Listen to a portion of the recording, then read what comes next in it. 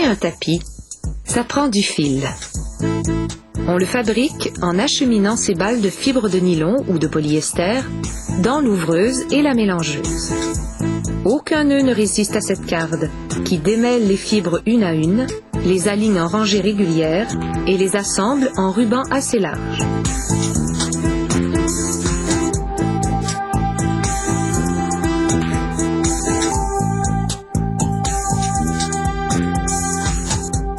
Les rubans sont placés dans des cylindres sécheurs.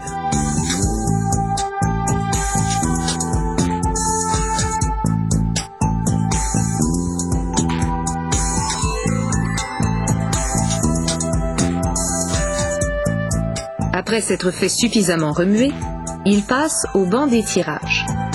À partir de 5 fils, cette machine en fait un seul, plutôt grossier.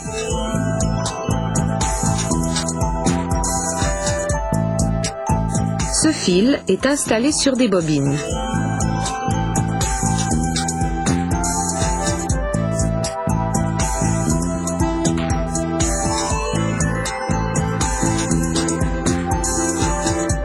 On entortille ensuite les fils de 2 bobines pour faire un fil épais et résistant.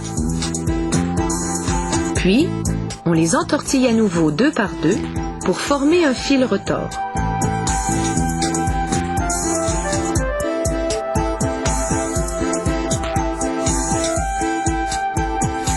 Il faut finalement s'assurer que nos 2 fils ne se désunissent pas.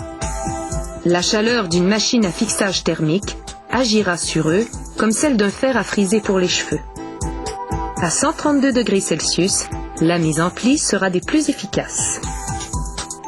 Après 45 secondes de thermofixation, on rembobine ce fil ultra solide.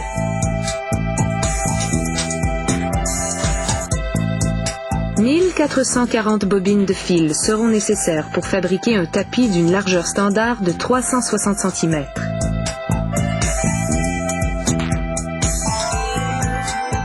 Chaque fil est introduit dans un tube de plastique qui, à son tour, s'engouffre dans la machine à touffeter.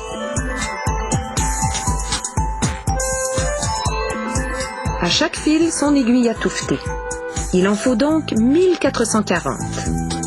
Les aiguilles cousent le fil dans un canevas en polypropylène. Au ralenti, vous pouvez observer la complexité de l'opération. Jusqu'à 5 aiguilles travaillent sur chaque centimètre du canevas.